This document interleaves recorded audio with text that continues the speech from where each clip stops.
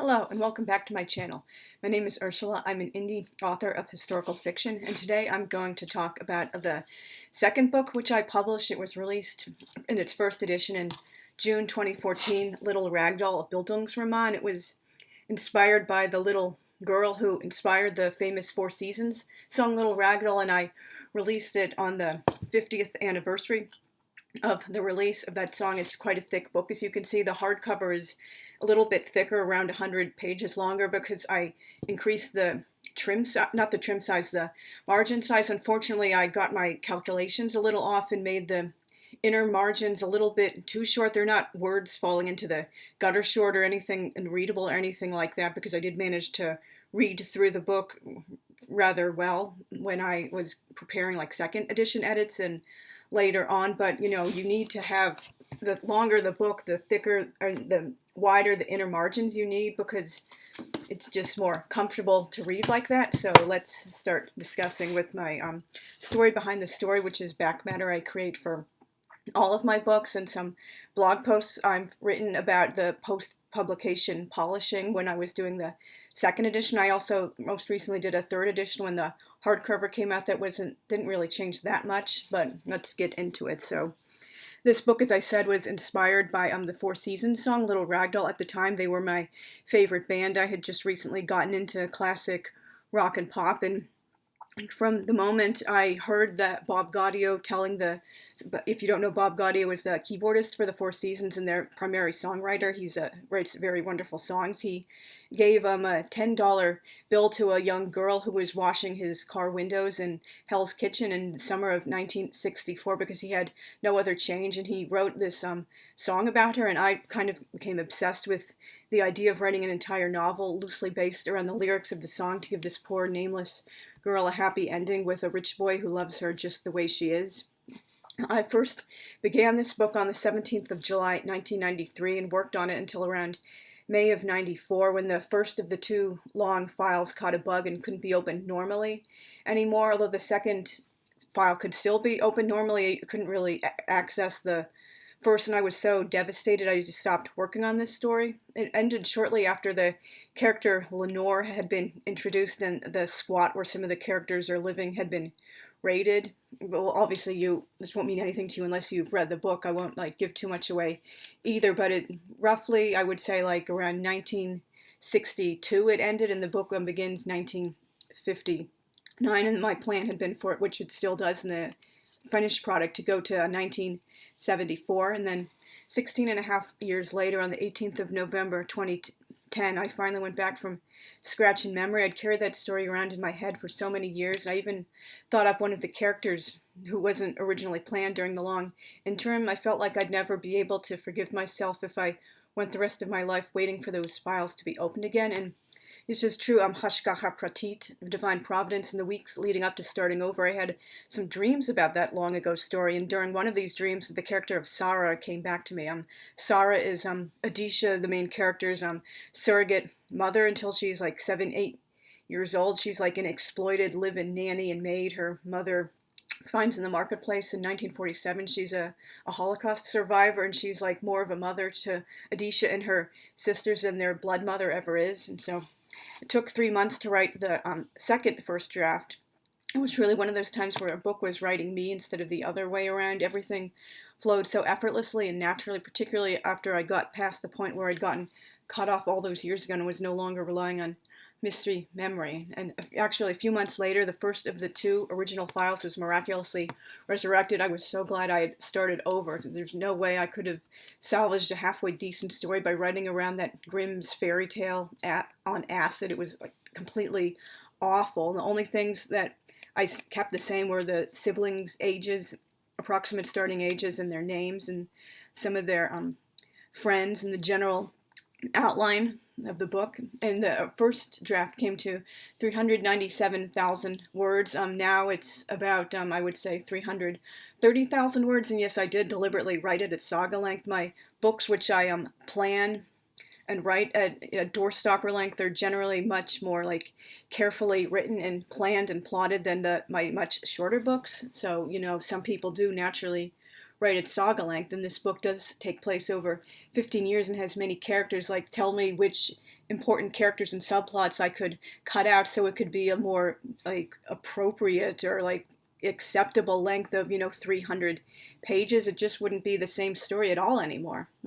I did change a lot of things between my original plans and what went down the discontinued original first draft. It was, well, obviously I won't bore you with details, but you can read more about it if you buy the book, and it's in the story, behind the story. But basically, suffice it to say that there were a lot of really dark things, dark, creepy, disturbing. It's like the whole book, I said, was like a Grimm's fairy tale on acid. But, I did, thankfully, was forced to start over from scratch in memory, so that was a very good thing, because that book never would have been like good at any level if I had just continued with the original first draft. And like a number of the names that appear in the book came from my own family tree, and I obviously now my surname, my pen name, surname, and one of them is Ursula Hartline, and in this book Lenore's surname is Hartline. I didn't have that other pen name when I gave Lenore that name, but I just thought it was perfect. I got it from my 5th grade grandmother, Mary Eve Hartline, and I just liked it too much to change Lenore's last name after I decided to use a different surname for my more intense books. And one of the last names and one of the first names, not on the same character, were given in memory of an old school friend of mine who passed away. I think she was 26 years old, and I was not in touch with her at the time, hadn't heard from her in a while, and I found out a little bit after the fact. But I was it was a big shock when I found out this girl who had been such a wonderful friend to me had passed away when she was so young. And so I decided to honor her by giving her, one of the characters, the name Fiona after her, and another family I gave the last name Doyle to. And so I'll always remember her fondly, even though she unfortunately had some trouble when she got older. But I always felt she was a very good person. And I based Adisha's experience at a rough junior high on mine, including a lot of little details like a young foreign language teacher who was out of school for many months with a suspected nervous breakdown, and some of the bullies she encounters.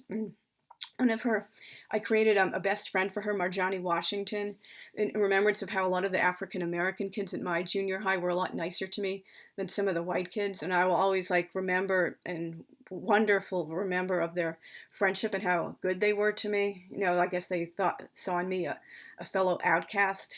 And there were also, and one of the Troy sisters, not Adisha, is kind of my doppelganger. Yeah, Emmeline. I've written about this a little bit on my blog. We have a lot of similarities, and some, obviously we're not identical. And I started over writing this book in November 2010, and shortly after I had lost my old Angel Fire website that I've said before. That's kind of a long, strange, complicated story how I came to lose it. But anyway, I felt like I needed to start writing something. It had been a while since I never really stopped writing at all, but I hadn't really seriously worked on a project, particularly with an eye towards publication. And it was, the website had taken up most of my time, so I was basically writing all these little essays, sort of. They weren't real, it wasn't a blog, it was a website. Many of these things were just really rambly, thousands of words long. When I've reposted them on my current blog, I've had to almost all of them significantly edit them and trim them down, because were not really fit for purpose. They weren't necessarily badly written, they just didn't stay on topic, took a while to get to the point, things like that, and it basically wasn't really moving me forward at all. And I started over in November because I had heard about NaNoWriMo, but I didn't officially participate, particularly since I began so late into the month. And at the time I was misinformed. I thought you had to write a book that was complete at only 50,000 words to win, and obviously all my books run much longer than that. But I officially began participating in Nano in 2014, and retroactively, honestly, added my word counts for books I had begun in November to my stats page after that. Now, at first I was wrongly querying this book as YA because the characters are young, and I didn't really understand about how the YA and market had changed since I was reading those books, because I basically graduated almost full time to adult books when I was 14, when I started reading Herman Hesse. So I obviously wasn't like other teens, and I just wasn't aware of these developments. And also, I wasn't aware that long word counts were now considered, unacceptable or suspicious, or that you need to prove yourself in traditional publishing. And then I began querying it as a pretended trilogy, and I did get some requests for that, but eventually I just felt like I had sold myself out and misrepresented my work, because it doesn't work as a trilogy. It's like one continuous story, and each each chapter is building towards the final crescendo of part 4, which is called The Velveteen Ragdoll. The part 4 does read the most like it could have been a standalone book, but it also doesn't really make any sense or work well unless it comes like after all those other things that led up towards it, when Adisha, who's been very passive her entire life, gone along with whatever her black-hearted mother demands of her, because she's committed to protecting her little sister Justine at all costs. And in part 4, like, she finally has to act instead of being acted upon, and starts coming into her own as a independent, mature woman, even after there's like she thinks she's getting like a happy ending with her rich new friend Ricky, who proposes a convenience marriage and running away together. But there's one final plot twist, and she realizes, she has to grow up and become an independent, strong, mature woman who no one will ever call a little ragdoll ever again. The first cover for this book, when its first edition came out, I drew it myself. It was I really enjoyed drawing it. I'm not like ashamed of it or anything, but it did look kind of amateurish. And then when the second edition came out, I had a friend of mine in my local writing group do a cover for me, and for the third edition, not for the third edition, for when it came out in print and paperback, I had to have a new cover for it, because my friend who had done the second cover no longer had a copy of that cover, and I was, for like a long or complicated reason, I was unable to resize it properly, because if there was an issue with the pixel, I guess she didn't like size it for the dimensions needed for a 6x9 book. As I mentioned, I did a second edition, and I worked on the second edition in January and February of 2017. At first I thought I was just going to clean up a little bit of the clutter and, take out overused words and a couple of info-dumpy dialogues, maybe. But I noticed a number of shortcomings while I was editing the edition. And, for example, rehashing. Oh wait, no, this.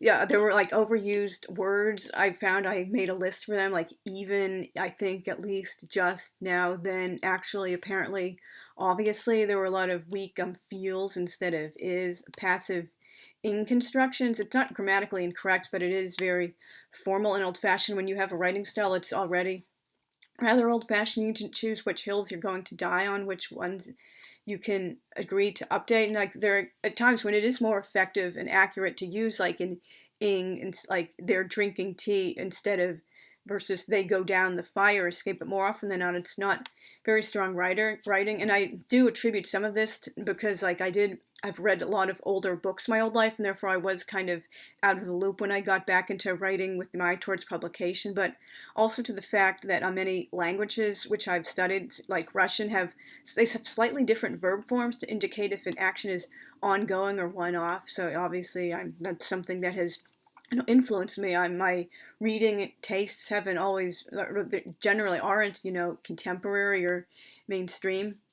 There were some things that I couldn't really do anything about at that late stage, short of a time-consuming full rewrite, which I just was not interested in all. It is more omniscient than my current usual, and many scenes aren't only in one person's point of view, more like a distant camera taking turns, but because the story was inspired by several very old books, it just feels right. It's a story about a family and some of their friends coming of age and going through life with a special focus on one of them. It was never meant to be limited to one person's head for the entire story, although in part 4 it is more like, Adisha's is the main focus. She's obviously the protagonist throughout, but it's focus on her and her alone, not many other storylines with other characters taking up the time in part 4. And it is very telling in spots. But I do think this works for the kind of story I planned it is. I didn't read A Tree Grows in Brooklyn until 2011 after I had finished the first draft, but like looking at it now, it does seem kind of like a 1960s version of A Tree Grows in Brooklyn, and that story succeeds brilliantly in spite of having a lot of telly scenes, and I intentionally structured it so the language and situations gradually mature as Adisha gets older, so kind of like the evolution through that Little House series or the Betsy Tacy series. I can do more with Adisha as a teen than I could when she's like all of 5, 7, 8, 12, even like 14 years old. And obviously I mentioned her character is also deliberately very passive, always acting on instead of acting herself until she finally has no choice but to act.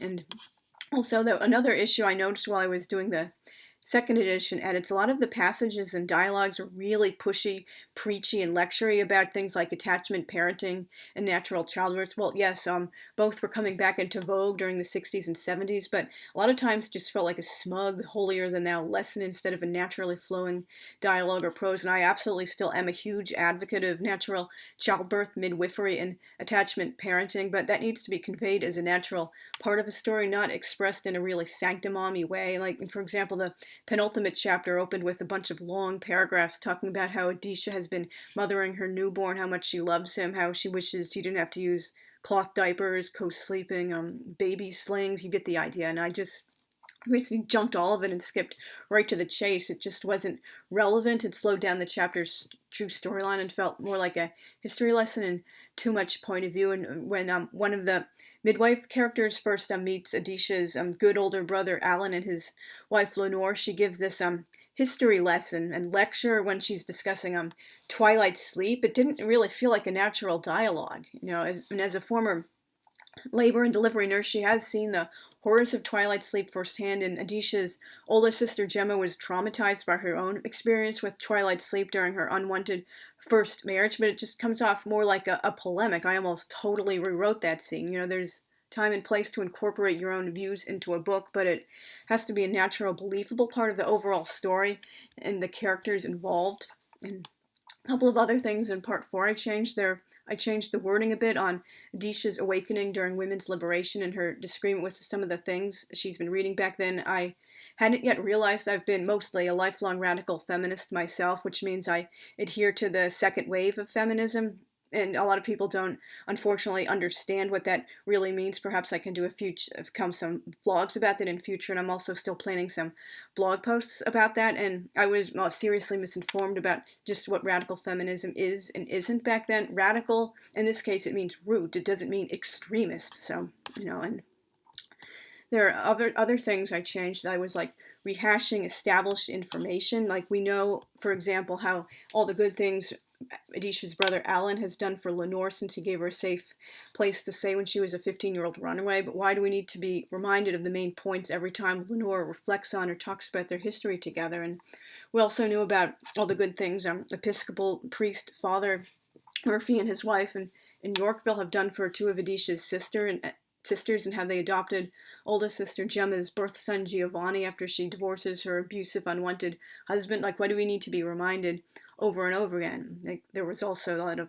pointless, cluttery chat, adding nothing to the scene or coming across, like I mentioned, me putting my own viewpoints into characters' mouths.